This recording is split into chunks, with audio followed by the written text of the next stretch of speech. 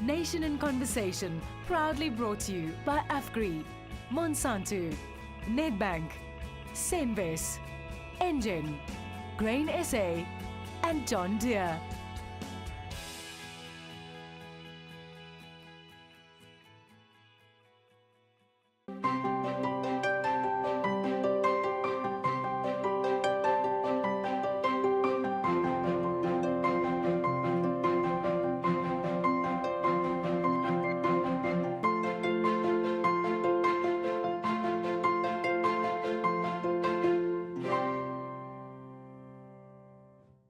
Welcome to Nation in Conversation from Nampo's Harvest Day in Bothaville. I'm Jeremy Maggs, and a very warm welcome. Now, this is our final discussion today, and it's entitled From Commodity to Trademark. Essentially, let me translate that for you. We're going to look at the power, the efficacy, the importance of branding when it comes to agribusiness. And I sincerely hope that we will have a dynamic, interrogative, and hopefully at times a heated conversation. Let me introduce you to the panel. This is Musi Kuzwayo, everybody, from the agency Ignitive. Musi, welcome. You were in the audience last year. Now we've got you onto the panel. That's fantastic. Philip Retief from the very successful Van Leuven Vineyards. Welcome to you. This is an old friend of mine, everybody. This is Chris Moerdijk. He is a well-known marketing writer and commentator. He is up from the Western Cape today. We won't hold that against you, Chris. Have you brought any water with you? I didn't. I'm starving. I'm dying of thirst. This is Tobias Safuria from the Limpopo Dairy. So it's interesting because we have two people who have built brands. We have two people here, Chris and myself, who report and are interested in brands. Yeah. And then we have Musi, whose job is to market and sell brands. So I sincerely hope, folks, that we have an interesting time. Before we talk about agri-brands, I want to just get a sense from all of you, if we can, about why in a very tight and cluttered economy at the moment, and particularly one where there is an enormous amount of pressure, it's important to build a brand and a trademark. Musi, I would suggest to you, it has never been more important these days than it has in the past. Yeah. You know, Jeremy, growing a brand is like growing anything, especially an agri-brand, like raising a child or raising your cattle or something like that. The environment has to be correct. And the problem at the moment is the relationship of the farmers and the consumers is very bad. Looking at the example of what happened in Colony, the violence between the community and the farmers. If you launch another brand, that's Afri brand, your truck could be burnt on the road because people are protesting against you. So that's the first thing that we should look at. And I think with the country right now being under such pressure, it is incumbent on business and all the people who are putting brands out there to go back to the spirit that we had back in, can I say, 1989, 1992, of wanting to fix things, resulting in what we had in 1994. Because in this environment, you'll be throwing more money into the fire. Philip, let me start with you, or just get a sense from you. Musi raises an important point about you cannot build a brand. It doesn't matter whether it's in the agricultural community, whether it's in any other space, unless there is an authentic, true, and trusted relationship between that brand and the community. In your particular case, how important has that been?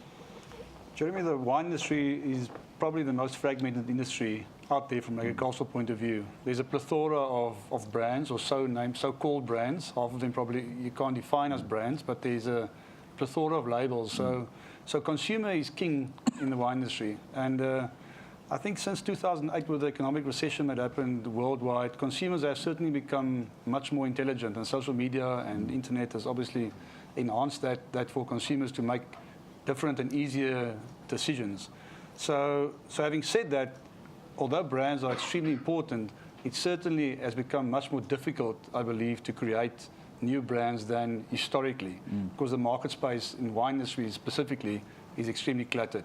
And we can talk just now about successes we've had and the initiatives that's worked for us. Certainly, and I'm very interested just to get a bit of the brand pedigree and a sense of the history of the brand as well. Chris Moerdijk, as far as you're concerned, you've been, like me, reporting this industry for a long time. Again, I come and ask you why a brand these days, in an economy such as we're experiencing in this country and around the world, is perhaps more important now than it's ever been? Well, it's critically important now because if you have a look and see, what is a brand? Everybody asks what a brand is. And it affects a lot of people. It's the housewife or the house husband that goes into a supermarket and goes and chooses a product without really thinking about it, just knowing that's the product that I trust. It's all about trust. I trust that product and take it. And that happens a lot, and that's when it is really good branding, is when the consumer doesn't have to think. It goes beyond that. It goes to the employees of a company. How they feel about the brand that they are working for, and particularly with regard to the suppliers as well, is whether they trust that brand as well. So it's far-reaching, and it's absolutely critically important now more than ever before to have a good brand health in the company. And to Muzi's point, unless there is a symbiotic relationship that exists between community and brand, again, exactly. Whether it's a focus on agriculture or whatever the case is, that brand can tear very, very quickly. That erosion happens almost instantaneously. We've seen so many examples, haven't we? It can happen very quickly, and it's products, it's whatever it is. It's a dentist, it's a doctor. All you need is something to go wrong with your dentist, or he does something or says something wrong for you to actually move on, and that can happen. It happens a lot in the medical profession. It happens a lot in absolutely every sphere of society, where just that little thing happens, it chases that individual person away, and nobody can afford that today. Nobody can afford for a company to treat a customer in a way that they walk out of it. I mean, if you take, for example, one of our biggest retail brands in this country, they found in an audit that they did of their customer thing that about 7 billion rands worth of retail business was walking out of their doors and not coming back, simply because the people in the store actually couldn't answer the customer's needs. That, to me, is one of the biggest indicators in this country, in the retail industry, of how brands get damaged. Tobias Fourie, welcome from Limpopo Dairy. Does all of this make sense to you? I mean, what Chris is espousing, is that the kind of brand principle that you've constructed your organisation on? Yeah, Jeremy, I believe that in tough times, people want to buy something that they trust. If they have little money in the pocket, they want to make sure that whatever they spend that money on, they're happy with the result. Brands are very important in this time, I believe. But what about in a product category like yours, where there's so much parity? I mean, milk is milk, isn't it? Tell me differently. I mean, why would I go to a brand that you're putting out compared to somebody else's? What's the differentiator that you can add that's going to engender that trust that both Muzi and Chris have referred to? Yeah, well, again, the trust. I mean, people knowing what they buy, the value that they get when they buy that product, consistently getting the same value, not being surprised. How do you demonstrate value in milk? Value is obviously what they expect when they open the bottle, that it's always the same. I mean, milk is milk, yes. But when it's always the same, when they, like Chris said, they don't have to concentrate on what they buy. They know when they open this product, it will be what they expect. Muzi, isn't it just about a good label? I mean, it's no more than that, surely. Yeah, I grew up in a very small town. And there was a dairy farmer, we called him Jacopo, but his name was Jacob, I guess. And people used to walk down to his farm and buy their milk from a pail. And that was the time when the Tetra Packs were coming in. But Jacopo stayed in business because everybody wanted Jacopo's milk. Why? Because it was cheaper? Not because he was cheaper, but because he had such a great relationship with the community. And your number one consumers of your brand and the advocates and the evangelists for your brand are your workers. So Jacopo's workers, everywhere they talked about Jacopo. The whole of Painville in Springs spoke about Jacopo, and to this day, the older people still remember Ibisilga Jacob or Jacob's milk. So, he's not still in business, is he? He's passed. I was going to say, because there's a nice business opportunity for you. But when people trust the farmer, I mean, the brand is probably gone now, but Farmer Brown. Yeah. Because, you know, the one thing about the agribusiness is that it can stand way above all the other food producers' business because you have a feeling that you have a personal relationship with that. And that's what companies are trying to do, throwing millions to try and build that relationship with their consumers. And if you can achieve that by being who you are and having all the good things that make you feel good, I think consumers will come and buy from you. So a question to all of you, but I'll start with you, Muzi. What causes then the breakdown in trust in a brand, whether it's an agri brand or a financial services brand, whatever the case is? I think trust, in my opinion, trust takes time to break. You know, we always have problems with good friends. We have a fight with a friend, and often people fight with people they love. So when consumers complain about something, it's not because they want to leave your brand. It's because they love your brand and they feel that somehow it's letting them down. It gives you a chance to fix things. When a brand is new and people don't there's a problem in the first time of trying the brand, then people walk away. But the good thing about brands, about building a brand, is that it gives you the time to fix any problem that you might have. Like people of the same family. If it's in the same shelf, it's in your kitchen, you will have the time to fix it. Chris, I want you to disagree here because I would contend that a brand and brand trust can be snapped just like that. I take your point about the time and people are often prepared to give a brand a second chance. But having said that, surely you can kill a brand in 5 minutes. Before Chris comes in, how many times have you been upset by a bank teller and you're still with the same bank? Well, let me come right back at you, Muzi Kozwaya. I'm older than you, and yet I don't go into banks. I do mine online. You want me to disagree with him? He's taller than I am and stronger. Jeremy, yes. I mean, do I have a point? I'm trying to be a bit provocative. You have a point. Yeah. You do have a point in certain circumstances.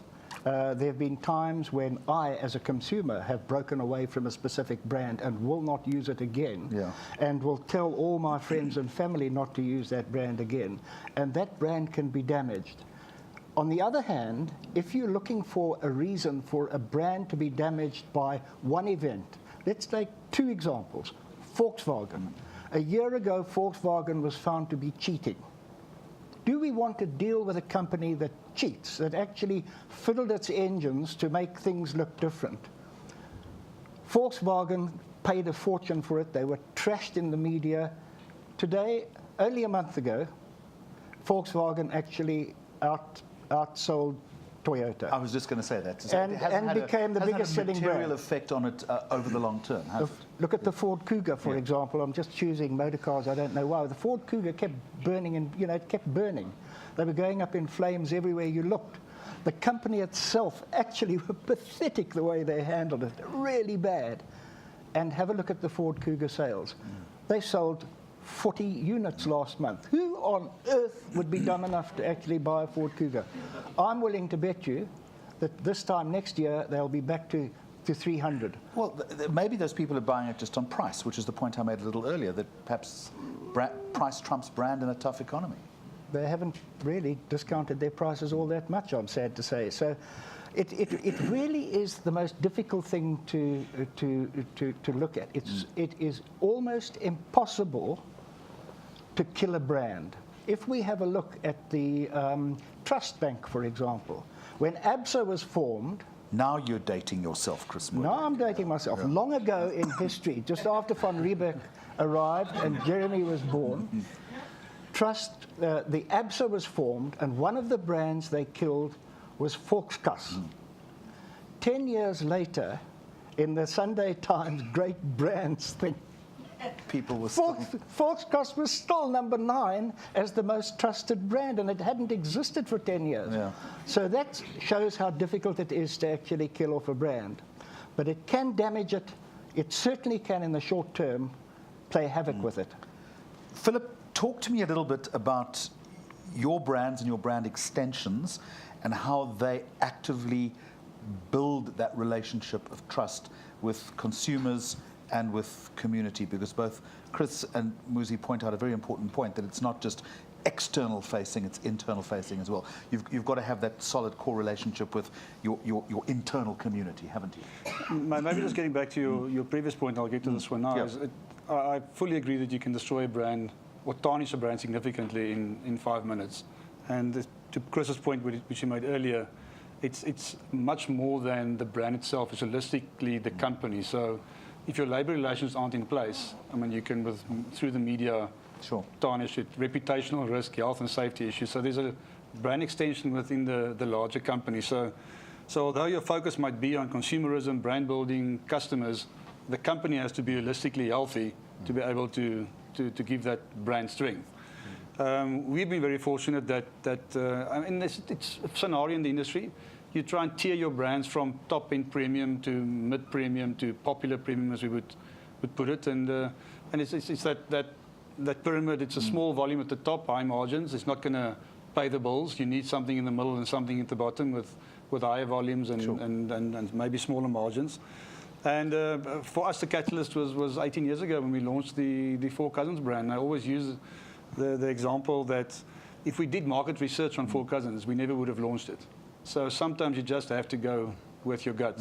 Because at that stage, the consumers and the retail space, which was growing significantly, wouldn't have allowed that brand, Four Faces, on a label. And just for the record, there really are four cousins, aren't there? They officially are four of us, yeah. So two brothers and two brothers. So there's an affectionate story, and that's our brands are built on pretty much on story. So there's a direct relationship to the business itself, to agriculture, to the history, the environment we operate in, and we try and leverage that on our brands to consumers. But you haven't answered my question yet. No, I haven't. My question is about building and maintaining trust. Is there a formula? Is there a lesson here for brands on a day-by-day basis to make sure that they are keeping and maintaining that trust? I agree with Tobias to some extent. It's when you start with a brand and it starts growing, there's normally the easy period, because then you generically just organically grow. And once you've reached a certain point where you really believe you've got something going here, then all the competitors are starting to dabble into your market. Then it's when you need to start spending, be consistent in your message, perceived value, quality, customer relations, your brand message. And those are all the pillars you're suggesting of trust. There's a lot of pillars that has to be consistent. If you break one of those pillars, it will definitely fall down. Absolutely. And again, we're in an environment where consumers are driven by consumerism because of the interaction through different levels of media. So historically, 30, 40 years ago, it was only in a newspaper, maybe on SABC News at 8 o'clock. But there wasn't anything else further than that. Today, it's on every platform. So you can really cause damage. This thing that we call the 2.4-second news cycle that exists now, which is difficult. A question to both the brand guys here, the people who are managing brands. Tobias, let me come to you. In your particular space, what is the one thing that worries you about breaking that trust? What's the nightmare scenario for you? I think not to be able to consistently do what we promise our customers to do. Different scenarios that creates maybe challenges that we can't fulfill our promise. And I agree with Muzi. We make mistakes. Our customers stay loyal. Sorry to interrupt. That's your core promise of consistency that you were talking about earlier. So anything that would impact on the consistency of that brand promise. So that would be something deficient with the product itself. What else? Well, food safety is not negotiable these days. Sure. So when we make mistakes, it's how we consistently handle that and make sure we fix what we didn't do, what we didn't fulfill. So I believe that to have a stronger brand is to consistently do what you promise. And if you make mistakes, go back to the drawing board, fix it, and tell your customers what you've done to fix it. And as a leader in the business, what are you doing each and every day to make sure that brand consistency remains consistent? Food safety is not negotiable. Customer service, understanding our customer and our consumer, because they're two different people. we need to consistently do what we promise and make sure that those are not negotiable. Philip, what's your nightmare scenario? Competition, the cluttered market, fragmented, the strength of retail, retail starting to determine the way that brands are perceived. How much more competitive has that popular premium segment become? Versus 15 years ago, it's 10 times more competitive. Everybody wants a piece of that pie. Yeah. And retail, it's probably 70% of the total market in South Africa at the moment, and then the formal wine market, not the informal necessarily. But the independents are getting less and less. So where you historically could have worked with different regions and smaller groups, retail is starting to determine your shelf space, your category management, and they won't kill you, but they can definitely give your brand quite a significant knock if they feel that another brand is more important or gives them more opportunity or better margins. Or so the relationships with retail is becoming crucial. All right, that's the unique bedrock then that you are working in as far as brands are concerned. Now let's try and focus, if we can, on agri-brands specifically. Muzi Kuzwaya, back to you from the agency Ignitive. I know in your branding career you've worked on many different brands. You've been in the financial services sector, you've been in the liquor sector. Do you think there is a different approach, a different mindset, a different strategy perhaps to developing a pure agri-brand? Let's start with the mindset. I think the mindset is important. Philip made a very interesting point. He said if they'd done research 18 years ago, Four Cousins wouldn't have been launched. You know, always say research, stats, those kinds of things, they're like the G-string. What they reveal is amazing, but what they hide, that's where you want to be. Okay. And so the mindset. Are we allowed to say that on this program? Yeah, of course. The mindset of the brand owner, of the builder of the business, to say the market is cluttered. The market has always been cluttered. You know, there've always been farmers. There've always been, even churches are cluttered. But you've got to find a gap, see it, feel it in your gut, because your gut has been honed by time. It's the experience. You know where the other guys may be weak and where you'd be strong. And so the same thing with agri-brands. There are so many products that we eat, be it snacks or those kinds of things, which are probably grain, and value has been added to them. And that's what we should look at, more than just putting a name on your package and packaging around a product, but add value that people will find exciting and use all the time. I didn't pick you up on the point that Muzi has just raised, because you've actually told me the story before, but just rewind for those of us who are not familiar with the Four Cousins story. Why would it not have been successful had you researched the market? It's an interesting story. If we did research it way back then, there was not an affinity for the brand. It was too clinical. It was four faces on a label. It was different from what was out there. You had to show it to the consumer from a different point of view, and that was getting it in the market. So what did you do? We identify, well, the wine industry historically is a bit of a snobbish industry. You have to drink wine in a certain way, red wine with red meat, white wine with fish. Certain glasses. You have to understand. I mean, nobody cares necessarily which beer they enjoy, as long as it's cold and enjoyable, within spirit, etc. And that's been part of the wine industry's downfall. So we identified, we realized that there were consumers out there that wanted a product that was slightly sweeter, consistent in quality, and that they felt comfortable with in enjoying. But how did you know that? No, that was gut. That was gut feel. That was instinctive. Yeah. And then, but if we researched the label with four faces, white faces at that time, it would have fallen flat. But for some other reason, it worked, and the name was easily recognizable. The faces actually gave it a bit of a associative relationship. The 1.5 bottle played a big role. It was a USP at that stage. So there were a lot of factors that combined at the right time, at the right place. And yeah, that was our... Philip, I'm sorry, I'm like a dog with a bone here. I'm not going to let this go. Somewhere between that gut feel that you had, the risk equation attached to it, you must have recognized that there's risk and investment in a market that you're not sure will be successful or not, and actually taking it to market. There was some sort of alchemy there.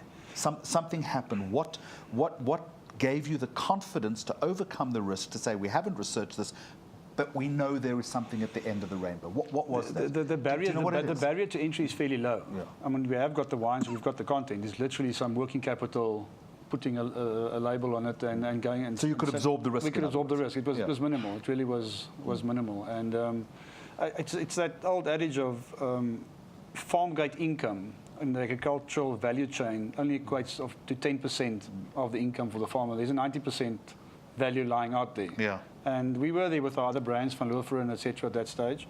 And we had balance of wine, which we were selling as a commodity.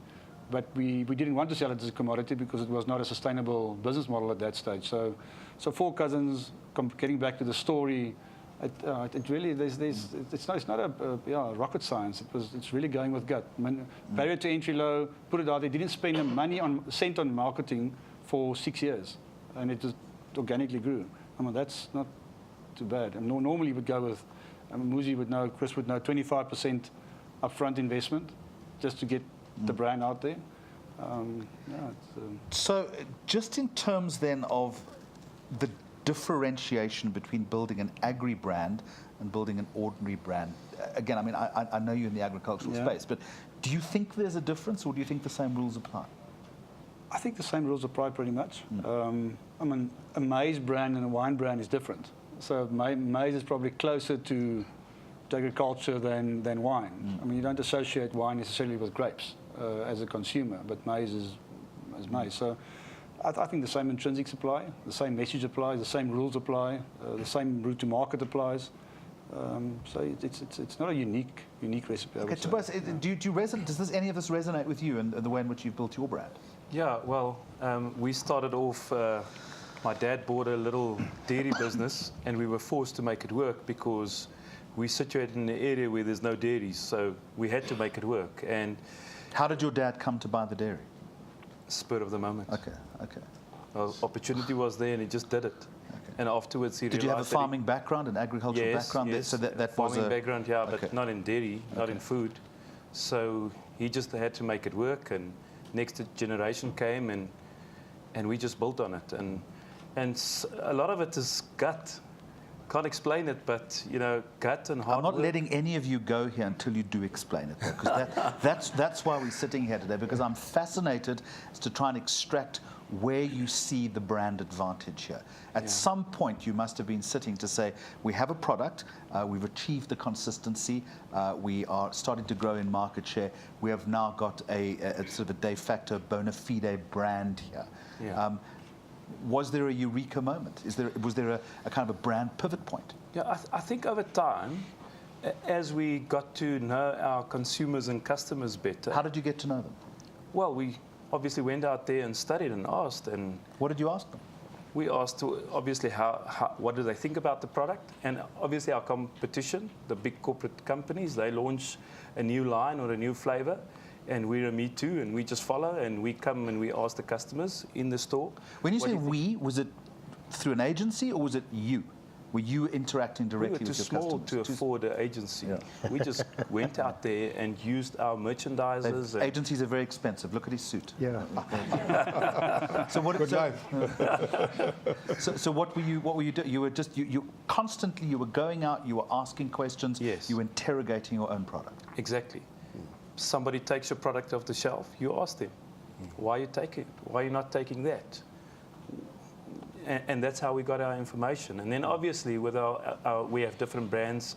We make yogurts, fresh juice, all different fresh dairy products. So, and then we started looking for gaps, how we could fill those gaps. And obviously that information we just got from the customers. And that's the Four Cousins similarity, is that you saw an opportunity to leverage. Yes. So I'm coming back to the marketing experts in just a moment, the two product guys. How has it become easier to leverage brand through different products the more successful you've become?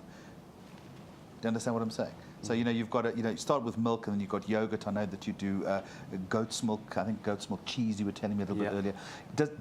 Does it become easier to leverage? I don't think so. It becomes more difficult. Okay. Yeah.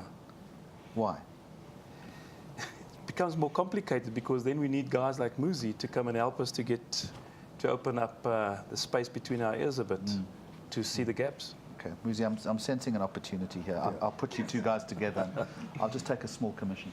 But what about leverage as far as I think as far as you guys that's an order from a branded house to a house of brands. And Yeah. which one are you going to work with? Do you want to, can you repeat what Toyota has done from entry level right up to a Prado? And if you believe your brand can do that, you try that, but then you make mistakes along the way. So we've tried to diversify out of wine on the back of the Cousins trademark into whiskey, into creams, into a ready-to-drink. And I must say the ready-to-drink and the whiskey is still fairly slow, although the creams are working. And the fact that you're in the liquor industry in wine doesn't mean that the liquor industry would necessarily work the same way as what wine works. And that's what we learn in the process. The fact that we are wine farmers / winemakers and quite good at selling wine doesn't mean we are good at the other parts of the industry, but that's where the market lies. We see the market not as our competitors in the wine business, but as the other liquor categories out there. So have the same brand principles applied as you've devolved into other categories? It does apply, but it's also different because your competitor set in whiskey, for example, is significantly different than from wine because you compete against a much smaller segment and international, well-renowned brands with big marketing budgets. So you can't slide in there like you do with a wine brand. It's a bit of a different scenario. And would there be any association, either overt or subjectively, between the wine brands and the other brands that you're putting together? Should we make an association? Or is that is the idea. It's creating a family of brands and speaking to the customer that's a whiskey drinker that doesn't enjoy wine, but he would like to enjoy a Four Cousins type of product. And the risk there is that we can confuse the wine consumer. And I think that's where our challenge lies and how we need to figure that out for ourselves going forward. You two guys should talk together a bit later. Maybe there's an opportunity for some hybrid drink with the milk and the... You know what I'm saying? Okay. Chris Modak, you've reflected on this now. You've had an opportunity. I want to take it right back to, and this conversation started with the metrics are important, but the gut feel is there. Someone who's been watching this marketing industry for a long time, that still has a role, doesn't it? It's very important. Of course it is. You can't rely entirely on research. It's ridiculous. It would just be throwing good money away. And you can't rely entirely on gut feel either. It's got to be a combination of both. And one has to remember here the importance of risk in business too. Four Cousins, there was risk there, but it was risk that had to be taken. There's no great business that's been created in this world where somebody hasn't risked something. So it's impossible to actually start off right at the beginning and say, we want to build a risk-free business. It's never going to happen that way right in the beginning. But when you have a look at the importance of branding, and particularly agri-branding and any other branding, it's all the same. It's actually all the same. And you asked a question earlier of the two gentlemen here of what worries them most about branding in South Africa. What worries me is that right now, in South Africa, 50 billion rand per annum. That's 10 World Cup football stadiums is wasted on bad branding, marketing, and advertising decision-making. Terrible decision-making. For example, you'd have a huge, big wine producer that's not as clever as you, huge wine producer in South Africa, wanted to launch 17 brands of wine onto the market at the same time. Why not? Let's do it. One big burst. Their advertising agency just loved that idea. You can imagine the I wonder why, yes. I wonder why. But the point is, though, is that part of the job that I do when I'm not writing about it is marketing analytics, and I do marketing audits. And I did an audit on that, this plan that they had before they pushed the button. And I went and spoke to the manager of Macro Bottle Store in Johannesburg, which is the biggest retail, or was then the biggest retail outfit. And I said to him, what would happen if somebody came to you and wanted to launch 29 wine brands? And he laughed. And I said, what's funny about that? And he said, well, have a look around. Where would I put them? And if you go into any bottle store today, it is packed to the rafters. And I said, okay, they wouldn't put them there. And he said, answer me another question. Which 17 brands or 29 brands would I kick out to do it? So that was where research would have come in handy, because that would have created a hell of a problem if they'd spent millions on advertising and found that they've got nowhere to actually put their product. So there's this enormous amount of money that is wasted because of a number of reasons. One of the reasons is not doing enough research, and the other reason is not understanding the market properly. What happened here with you was you went and actually got to understand the market. You'd never been in milk before, but you went and understood it. The fact that you didn't do any marketing at Van Loveren with the Four Cousins, you actually did an enormous amount of marketing in the beginning and research, but it was all done a different way. It was almost not done. So the thing is with branding is that it's all the same, and it all boils down to one thing, and that's the human element. If you've got a weakness anywhere along the line in the human element, like that big retail chain that I was talking about, they had a huge weakness in that the fact that their people on the shop floor were not properly trained, they weren't properly motivated, and they were chasing customers away. Yeah. If you've got one bad supplier, you've got one marketing director that actually isn't thinking of what he's doing, you can waste a lot of time and effort and money on it. And it's not a difficult thing to just actually sit down and do it by, do it just using common sense. Okay, to the four of you then, we've heard some great theory from all of you. We've heard some great stories. Muzi Kuzwayo, let me come back to you if I can. Is it more difficult in a nuanced and stratified South African market to do this than perhaps other markets? There's so much cultural nuance. There is such economic disparity. What should people, again, let's come back to the title of our conversation, from commodity to trademark, or from commodity to brand, should they be approaching this differently in this country? Yeah, I think we should be approaching it the way it started. Let's go back one step. I know we're speaking in English, but in Afrikaans, brand is to burn, isn't it? Yeah? And you brand your koei. You burn your cow so that you know it's Jacob's cow. Yeah. Right? But then suddenly Jacobs, who's a great milk farmer, a dairy farmer, decides to go into breeding horses. And I want to buy a racehorse. The first question I'm going to ask when I see a horse now branded Jacob, I'm going to say, will it be able to run at the races? Because I know Jacob is a dairy farmer. I've got in my mind, this is what he does. Four Cousins is a wine. Four Cousins whiskey, I'm not sure I'll buy that, So, and that's where it all started. I'm not sure what you're saying. Is it a question of brand confusion, lack of trust, clutter in the market? People know what a brand is, and they associate. It should have a singular purpose. It's got a singular purpose. In the case of Jacob, his branded cows are for milk, and his branded horses, we're not sure if they'll be able to run at a race or they'll run at the same speed as his cows. So, and people forget. I hope they're going to run faster than these cows. They won't. In our minds, they will not do that because we know them. We know Jacob as a dairy farmer. In the case that Tobias is a dairy farmer, and Philip is a winemaker. So in our minds, we do that. And all other layers that we put in, they only do nothing but confuse us. But if we stick to what we know and we do best, and I mean, extension from Van Loveren, and look, they didn't make Van Loveren extra cheap. No, it was neatly packed as a different product altogether, and it worked. My question still stands. Is there a slightly different approach given the complexity of the market in South Africa and competing needs? Do brands need to think differently in that respect? I sense the answer is yes. So if so, how? Brands need to think about their consumers. Put the consumers at the center. What the needs of those consumers are, and understand the nuances. And some mistakes happen. I mean, the word Simba means shit in Zulu, in Nguni languages, but we eat Simba chips, right?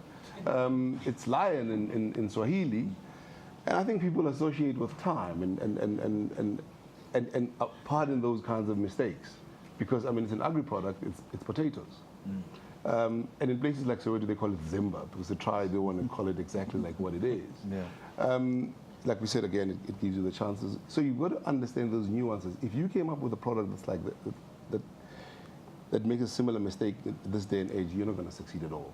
How do you do that? How do you research and understand the nuances? You have to speak What should a brand person do? Speak to your consumers. Yeah. Because if you don't that's speak, the point you were that's the making. point, exactly. Yeah.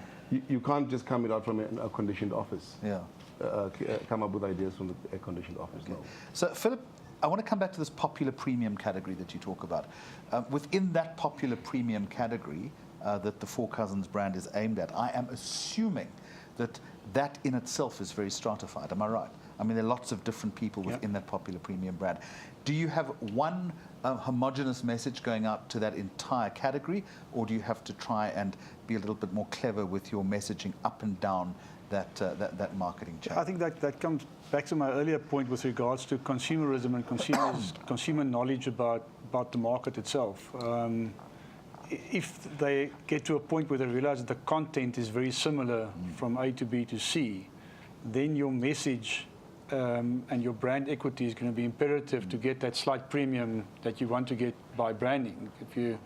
The challenge in the wine industry is that wine in tank is pretty much a commodity because you can sell it on a bulk platform to a wholesaler or export it.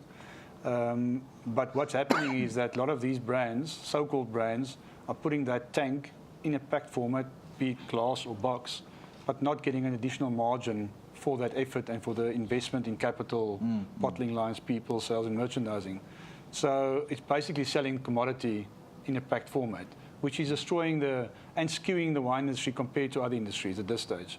So that puts us in a very difficult position because when you do branding and you build brand equity, you need to get a price premium for the brand value, the perceived value that's out there. But then you compete against companies or entities that are playing the price game with whatever message and brand packaging. Is it important that you're migrating those consumers who buy in at the popular premium level? You're wanting to take them up to the very top of the triangle the whole time. That's the intention? That's the intention. So how do you do that? We started with a 1.5 range, pretty much more sweeter range. What happens with consumers over time is young people would drink sweeter wines. As a palate develops, they'll go into off dry or dry, more varietal reds, etc. So we are creating products in that category. You're creating products, but how are you migrating them to the top of the triangle? That's extremely difficult. You can't take their hand. So you have to get that message out there, and you need shelf space. You need so it's there's many small ways, from neck tags to social media to.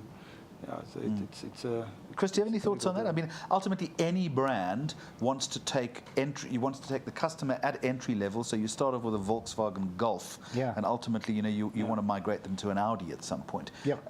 Along that brand journey, what should brands be doing?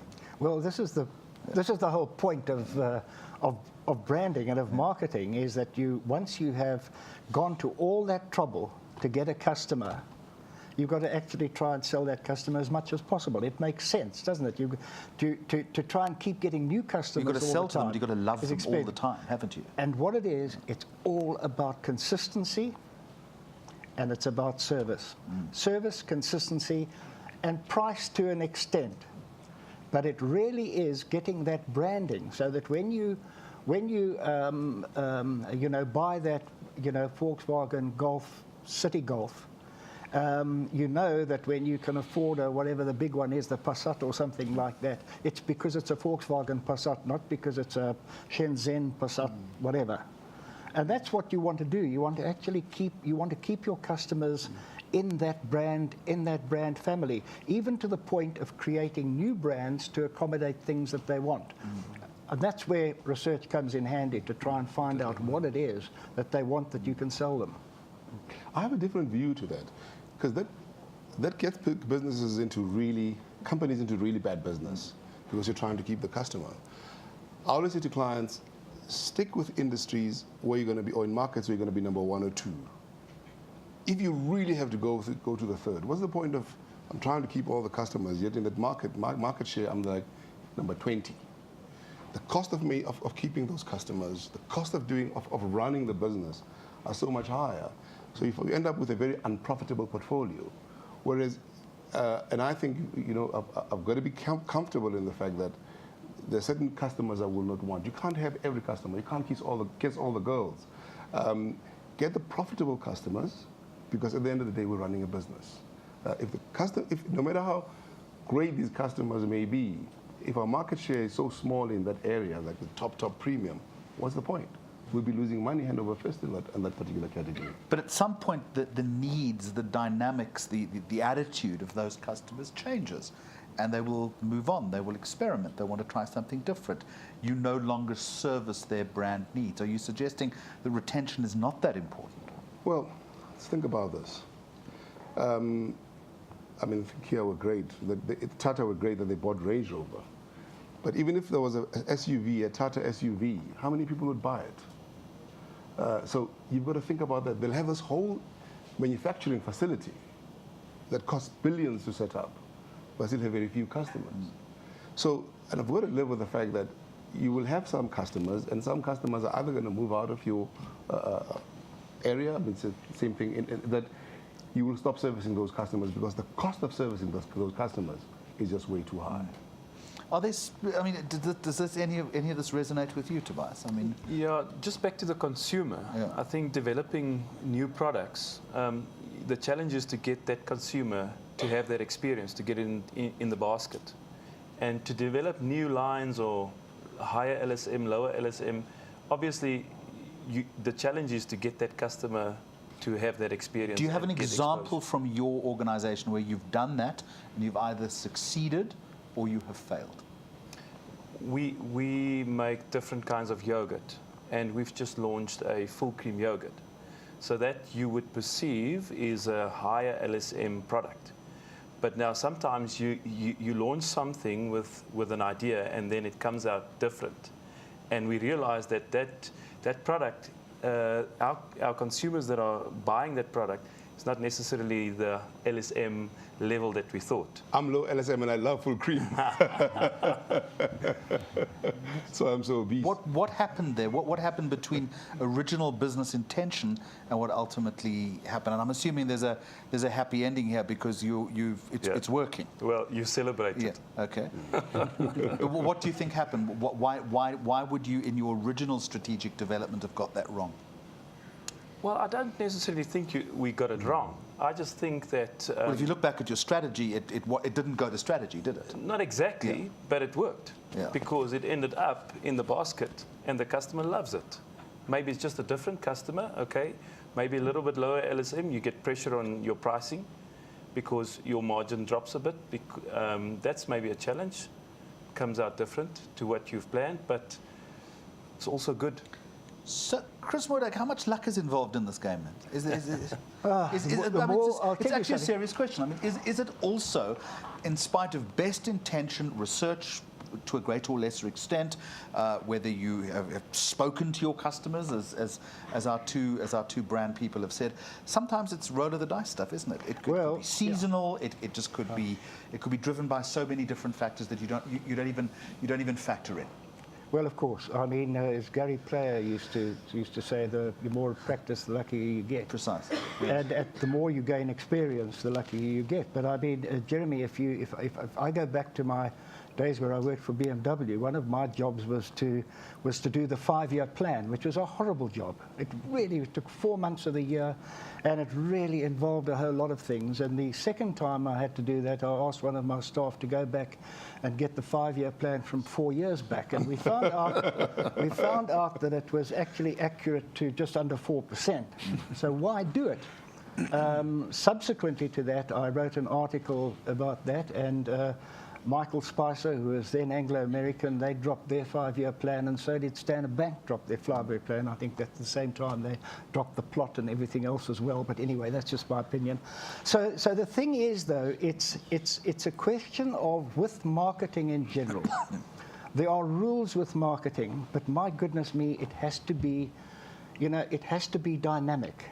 You don't actually write anything in concrete, because once you write something in concrete, that can be expensive.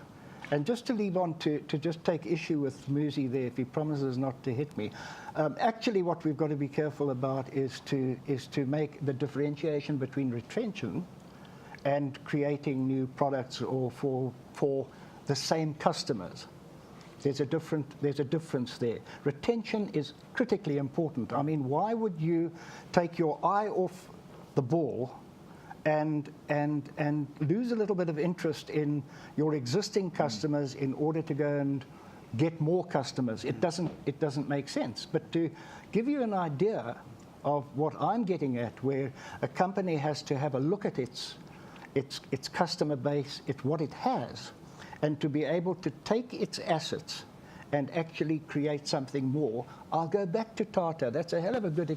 It would be crazy for Tata to actually do a 4x4. But what did Tata do? They actually bought Land Rover and ran that as a completely separate thing. So they were using their resources, their technological resources, and mostly their financial resources to actually satisfy a portion of the market that they couldn't do on their own. That's what I'm getting at, that what one needs to do. All right, I want to migrate this conversation in a slightly different direction. Now we take it up a little tributary, but let's assume then that we have made the case that it is critical in today's climate to build brand or trademark out of commodity. Yeah. There's a sense, and to a greater or lesser extent, particularly in the wine case and the milk case, you have illustrated how important is that. So this is a very simple question, but often it's one that confuses people in the marketing and branding game, and that, Muzi, is the whole issue of logo. Let's talk a little bit about that. And you referenced a little earlier, Philip, we'll come back to you. But how important is that in terms of brand development? And again, bring it back if you can, if you have any thoughts as it pertains to agribusiness. Yeah. Is it more important now than ever? Yeah. The logo is very important in building any business or any industry or even in any movement. The one that comes to mind is the cross, the church cross. You know, when the Pope decided this was the logo, and got artists to paint the cathedrals, and they made sure that the cathedral or the church was the biggest part in any city or any town. Because it makes people look up to it and to aspire to it. And that's the most important thing. You walk into a church, it's angelic. And you want your brand, you want the logo to feel that way, to make people feel that way. That when they look at your brand, when it's in their hand, it looks good. It just tells them that it's going to be healthy. You can put it into your mouth. And that is particularly important these days, because when you can do that, when you're able to, when customers can hold your brand in their hand and feel really that it's the best in the world, then you can charge a premium. You have reason to charge a premium. Does it have to be inspirational? It has to be inspirational, particularly in times such as this, in times like these where it's just bad news coming left, right, and center. It's going to make you feel good. Inspirational or aspirational? There's a difference between the two. No, both are Inspirational, not aspirational. Okay. Aspirational is the biggest con and lie in marketing. You know, my boss used to say, when a marketing strategy is written, we're targeting upwardly mobile blacks. He says, I've never seen anybody buy anything when it's downwardly mobile. It's as simple as that. It's rubbish. Yeah. It's rubbish. So please, I think if you've got a new marketing strategy, scratch it out. But if it inspires people like Nike has done, that you can go out and run, even if you're not one of those kinds of people, that's what it should do. People will take it because it's inspiring them. A pie in the sky is far better than the pie on the ground. Okay, that's an interesting mixed metaphor. Nobody will pick the one on the ground. You'll throw it in the bin. Right. The one in the sky. The pie in the sky. Can I be very honest with you? Again, the way in which you, Philip, explained the logo in the beginning, that wasn't necessarily an inspirational logo, or was it? To me, it doesn't seem that was the case. I'll give you two. I sold lots of Four Cousins in my shop. Yes. It inspired a lot of people, okay. I can tell you that. In what way? You know, it was reddish label. So you walked in, and I think we actually gave you a really good shelf space. You walked in, and in all the other bottles that were there, it was the only one that was lighter. That was like, you know, the others were like dark woods, kind of colors. But you walked in there, and it kind of, it lifted your spirit a little bit. And I saw it with my customers when they bought it. And that is inspiration. And that is inspirational. But the wine industry did some research last year in South Africa, and a lot of the noise that came back, or the wording was, it's a lot of black bottles with stickers on it. And that's how consumers see it. They stand in front of the shelf and they've got no idea what the difference is between a Van Loefferen and an Edelberg, for example. The Four Faces definitely gave it visibility on shelf. So it was eye-catching. And then in consumer engaged with the product, Four Cousins, easy name, what is this about? And that is actually how it worked. We did later on, because of the fact we thought the Four Cousins is popular premium, it's a great brand, great quality, but we want to trade up a bit, as Dino mentioned, to buyers. We put 4 silhouettes on, almost like the Johnny Walker man walking. And we brought out a new range, 4 silhouettes. And after 2 years, we realized the consumers didn't think it to be authentic. Although the label and the packaging looked more premium, more classy, the consumer that enjoyed Four Cousins wanted the Four Faces there. And that's where there's maybe some aspirational, I don't think it's only inspirational, because there's almost a stamp of approval that the fact that the face is on the bottle, why would I put my face on the bottle? Do you buy the argument, though, Philip, that a logo has to be inspirational? No, I don't think so. Yes and no. I mean, I'm not the expert on that. You've done pretty well. You've done pretty well. If I look at the Van Loefferen brand, it's a difficult name to pronounce. Generally speaking, for anybody, it's Van Loefferen, Von Loefferen. Especially if you've had a couple of glasses. So our device there is VL. Especially, well, then you get closer to the real pronunciation.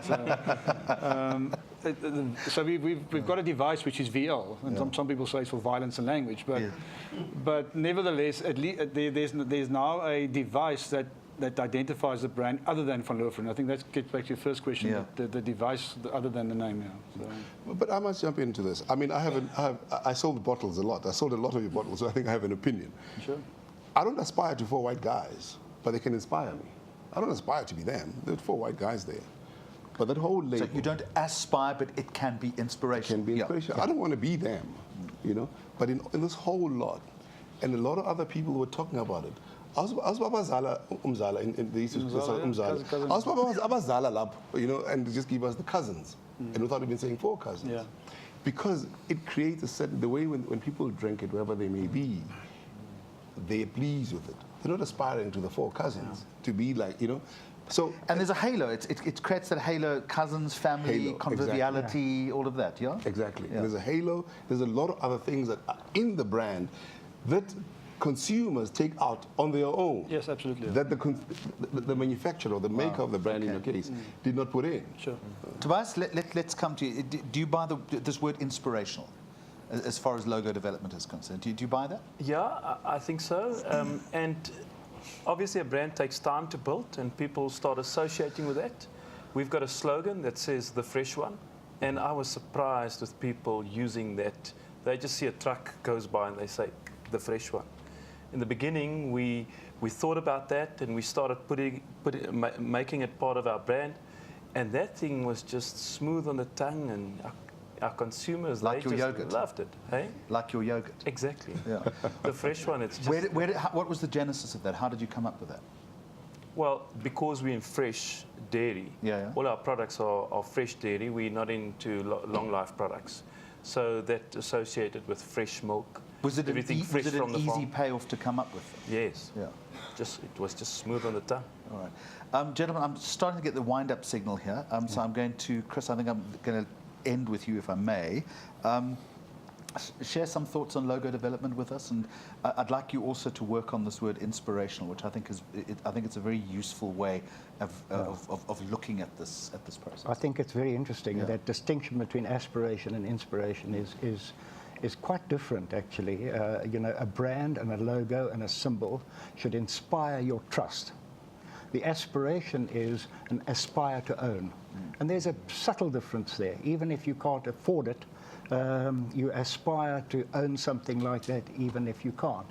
But it's quite interesting. When you have a look at the history of logos and symbols, you can see how unbelievably important they are to actually hold the trust of people rather than create the trust in the first place. In other words, they get a lot of people to say, well, right now we want to start a new company, a new product. What we're going to do is we're going to design a logo. We're going to have a nice logo without knowing really what they're wanting to do or where they want to go. That's absolutely crazy, because it's actually the symbol of that company that inspires trust eventually, and not the time and effort spent on naming. And you find that if you get into the naming business, as I'm sure you have, Muzi, I've been involved in this naming thing, and it goes around companies and boards of directors coming up with names, and they're really wasting their time. And I always say to them, look at Mercedes-Benz. If you were going to start up a car company now from scratch, would you, with the best will in the world, call it Mercedes? I mean, Benz, you know, for heaven's sake. Dodge, would you call it a Dodge? Would you call something that you drink Phillips milk of magnesia, for example? God in heaven, no. There are all these things, that these names now which inspire trust. But the point is, you think the brand itself inspired the trust to inspire the logo. So it's critically important. Naming, particularly in the agri industry, if you're going to go abroad, naming of a brand is critically important, because you can have a situation where here in South Africa it means one thing, in China it means something incredibly rude, and you know, you'll have the Chinese not buying your product because they think that it's something that's used to, you know, position bananas where they shouldn't be positioned. So it's very important. I literally, Chris Moore, had no idea where that came from, but anyway, it's very interesting. And what I'm really pleased about is that we started this conversation using the word trust, and we've gone the full gamut, and it's come back. And fundamentally, if you're going to move from commodity to trademark, underpinning all of this is trust. Yep. So Chris Moordijk, thank you very much to you. Tobias Fourie from Limpopo Dairy, thank you indeed. Philip Retief from Van Loveren, and Muzi Kuzwayo from Ignitive. Thank you for an entertaining and I think important discussion as far as agri-brands are concerned. Thank you very much for joining us. Remember to follow us on Twitter. Here's the handle, @NationConversation. You can also visit the website nationinconversation.co.za. Thank you for watching. This is Nation in Conversation. We're coming to you from Bothaville at Nampo's Harvest Day. I'm Jeremy Maggs. We have just concluded a fascinating discussion on commodity to trademark with the 4 experts in the field, both of those who develop and understand brands, but also those who are purveyors of brands themselves. Again, gentlemen, thank you very much for the conversation. Insightful and very important. At this point, I am going to open the conversation very briefly to our audience. If there's anybody in our studio audience here at Nampo that would like to put a question to our panel, this is your time to shine. My question is directed to all of the panel members. I am going to touch on a different angle that I think the panel did not touch on this conversation. It's regarding the corporate social investment. To what extent does like a company that invests more on the communities that it operates, to what extent does it influence the brand of the brand of the company? And if so, is it at the point where it can influence a consumer's decision making in terms of choosing a brand that invests more on communities, or it does not affect a consumer's decision at all? I think that's a very important question. Thank you very much indeed. And unlike some political parties, everybody that we know, I'm not going to take lots of questions, then put them to the panel, who then forget everything that you've said and don't answer the question. So Muzi, I'm going to start with you, because you raised this at the beginning of the conversation about the relationship between the brand and the community. But it's a very important extension. If the brand is seen to be investing, helping, assisting, aiding the community and spending money within that community, surely there's going to be a better brand ROI. Oh, without a doubt. Well, the first thing that the brand gets when it does that, it gets the share of voice just becomes so much bigger. People see it and they hear it all the time. And when it comes down to the wire, choosing between two brands, it's also, subconscious. You tend to pick the brand that you know a lot more closely, and that you know is doing good in society. I think a very good example has been a retailer, Pick and Pay, that has been involved in communities for a long time. And ShopRite also came later on with Woman of the Year. So if you are in society, you are seen in finding the good that society does. It's definitely a good return on investment. But I want to come back at you and suggest, because one of the other things we spoke about was authenticity. A brand has got to be spending with a degree of compassion. It's got to buy into what it's spending its money on, and not just paying lip service and ticking that CSI box. And I would suggest to you, so many brands these days are guilty of that. No, that happens a lot. You find a company spending 20 Rand in society, and then 20,000 Rand advertising that they've spent 20 Rand. And that is not good. And people see through that you're just using us as dummies, as guinea pigs. And it backfires. And particularly that millennial generation, because I'm assuming that that's exactly what it is. I mean, there's a millennial for you. They see through that instantly, don't they? Without a doubt. That was a very good point. Thank you so much. I'm glad you raised it. What have you done in the community, and how authentic is it? No, Joe, I think it's good. There's two sides to the coin here. Corporate social investment, you do as a good corporate citizen. And it's not that you want something in return for that on your brand. And that you do from a company's But to Musi's point, a lot of brands do. Yes, but I agree. I think some of the banks specifically have done well, on especially the green side of things with regards to that. What I found is that when you do try and link it to a brand, whether it's we've got a Rhino label, for example, we've got a fair trade label, consumers are very hesitant for the message you try and convey in the process.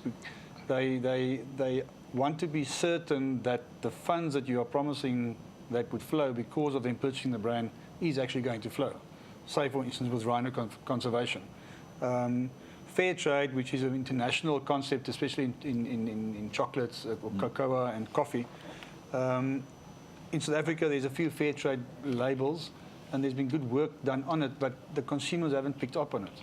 And it's really about paying a slight premium for the brand, but that full premium will go back to employees' trust or workers' trust for creating CSI projects. So yes, on the one hand, we're talking a lot about it, but the consumers aren't necessarily acting on it, and maybe the millennials will change that for us going forward. The time will tell, but it's not happening in our environmental space in a serious way yet. Tobias, what about you? Is it important for you to be seen to be spending in the community within which you operate? Yeah, we're more a regional brand than a national brand, so we have...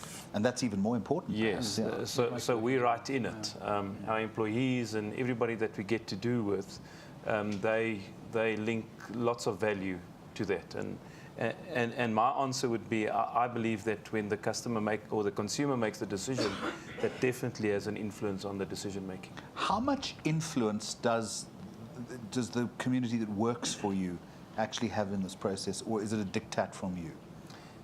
I mean, how much consensus do you need to achieve? Well, I believe they've got a huge impact because, such a small community, or we're more a regional brand, so our employees are scattered all over the province. We have merchandisers working in store.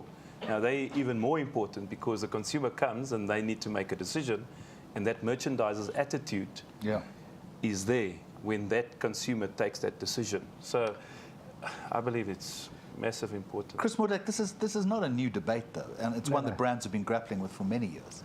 Yeah, it's interesting that 27 years ago, of course, it used to be called CSR, corporate social responsibility, which is a lot of companies sort of saw as having to pay a tax.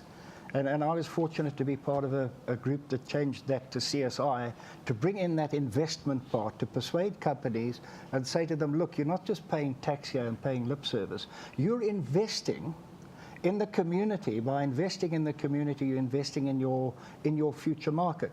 And that's really what it's all about. And I have to say that a lot of companies don't look at it that way. They do it because they feel they have to do it. You mentioned earlier, Philip, the banking. Well, there's certain banks that I think were wasting their time on CSI. It did a lot of good, but it didn't do their brands any good because people would go into their branches and get treated like dirt. And so whether they were spending 100 million on CSI or $1 trillion on CSI actually wasn't going to have any impact on the consumer. And it's so important that those two things are linked. It's got to be threaded right across the value chain. It's got to be threaded right through. Otherwise, what's going to happen is if you're not actually looking towards, bringing the consumer in here, you're going to end up where you're actually losing business, and therefore can spend less on your corporate social investment, which is everybody loses. Okay. Folks, thank you very much. Anybody else in the audience like to raise a question? There is a mic. Ma'am over there, have you got the microphone? We'll just get it up to you now. And just while we're taking the mic up, anybody else, just so I can recognise? All right, you'll probably be the last one then. Okay, off you go. De Villiers from AgTech. I just want to know, Musi mentioned that a brand is like raising a child. So to what extent would you raise a brand? Any of you can answer, because we've got two representatives with successful brands. But if somebody had to now just start with a new brand, what amount of time and energy and funds do you spend before you say, this is a child I'm going to raise, they're going to go to varsity, they're going to be successful adults, versus, no, this child is becoming a bit cumbersome and maybe they should go to the orphanage. So to what extent, how long do you invest time and money? Because, it's a serious commitment if you start with a new brand. So what is the timeline? Up to what point would you say, because we're not talking about failures, and I'm sure there are lots of failures, but that's not something that we say, what can we learn from the ones that failed? So maybe just a couple of questions in one thing. You're a millennial too, aren't you? Take it. Thank you. Liesel, Take the compliment, yeah. Liesel, I always tell my clients to give me a 200-year business plan. That's how they respond. But that's because then it stops being a short-term thing. I've seen so many brands, you're right, so many brands die, not because there was no market for them, but because the guys who owned the brand didn't have the patience. And then the second brand comes and it grows. A very good example is actually with Apple. They didn't invent MP3, but they came up with, and there was Walkman with Sony, and they brought music into the pocket. So if you've got a long-term view and you believe in it, it gives you, the long-term view gives you the stamina to try things out. Because you can't go to a shelf from a researcher and say, this is how it's going to work, and gives you a blueprint, and it works exactly like he thinks it's going to work or she thinks it's going to work. So long-term view, try things out. There are going to be some failures, there are going to be some mistakes, but the tenacity is important to see the brand grow through. But Chris Mordek, at what point do you call it today? It's very difficult to actually decide when you call it a day. It's almost impossible, and that's where the risk factor comes in. But it is definitely like raising children, and I would say that the first 12 years of a child's life is when the parents are able to influence it. After that, they become teenagers and really horrible.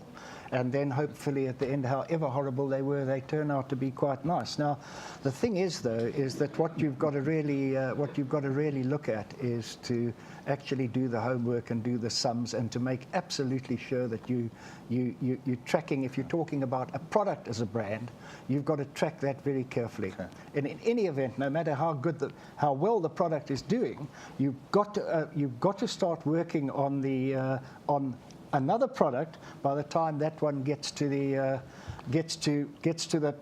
peak and starts flattening out, you've already got to have something going there. So you can't say, with your hand on your heart, it takes 3 years to do this and it takes 2 years to do that. No, point taken. It's the piece of string it's debate. Impossible. Okay, so to Tobias and Philip to you first.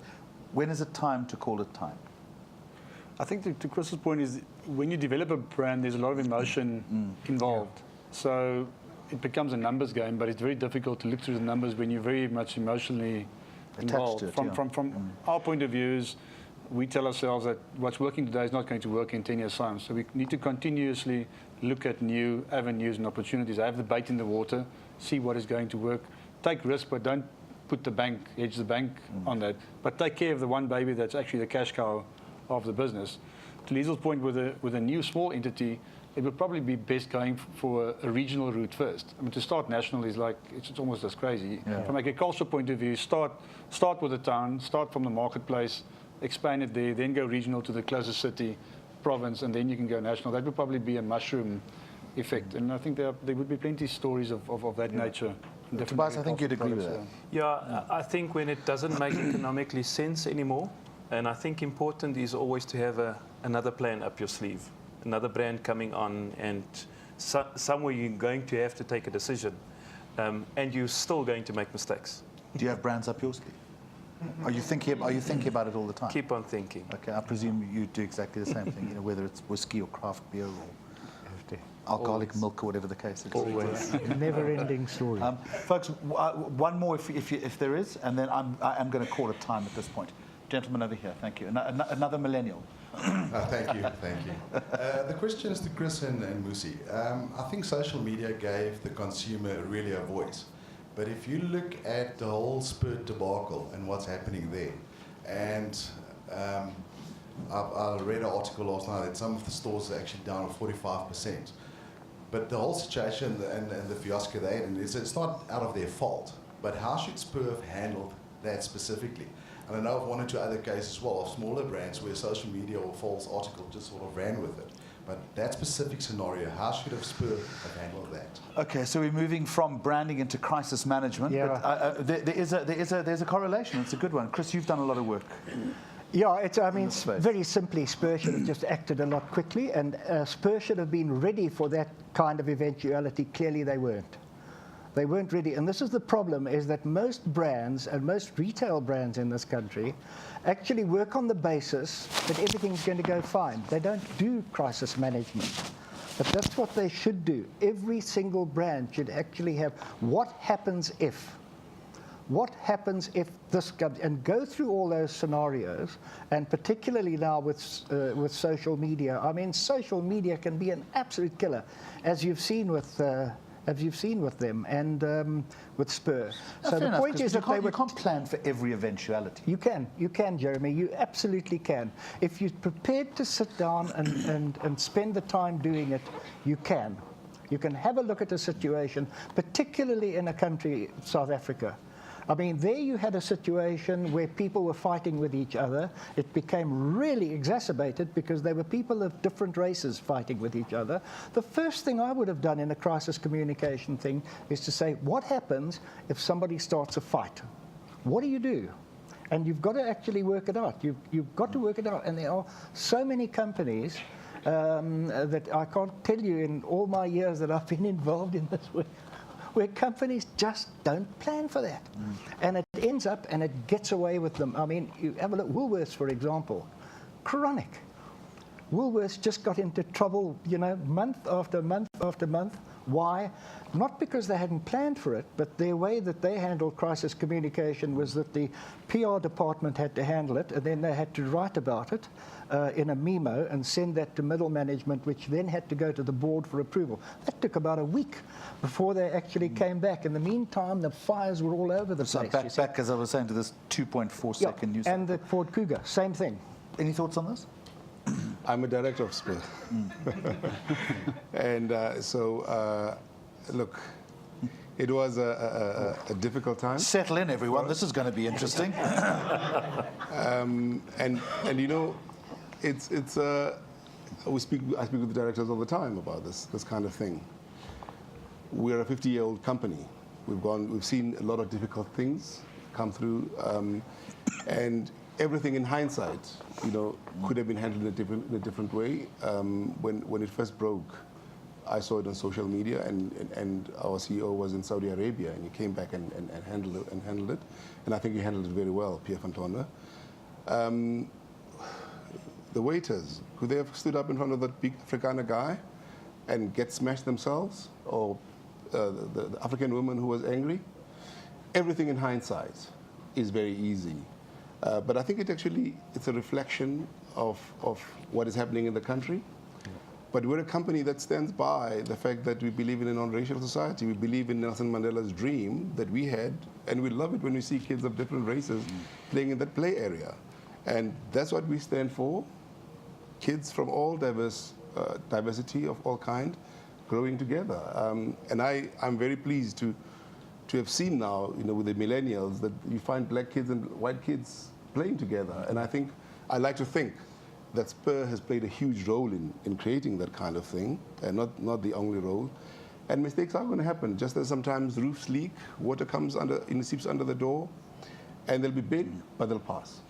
And to Chris Moordag's point about getting ahead of the debate and of the issue as quickly as you possibly can. It's genuineness that's most important, more than spin. Spin always makes everybody go. If you spin a lot, Yeah, exactly. you go crazy. And some things happen that are going to happen outside of our control. And we're human and we're humble enough to accept that will happen. And I am going to end it there. Muzi Kuzwaya from the agency Ignitive, along with Chris Moordag, marketing writer and commentator, Tobias Fourie from Limpopo Dairy, and Philippa Retief from Van Leuven Vineyards. Thank you very much indeed. And that, everybody, ends the Q&A session of this fascinating discussion that we've had this afternoon here at Nampo, entitled From Commodity to Trademark. Goodbye to you, and thank you for watching. Nation in Conversation, proudly brought to you by Afgri, Monsanto, Nedbank, Senbes, Engine, Grain SA, and John Deere.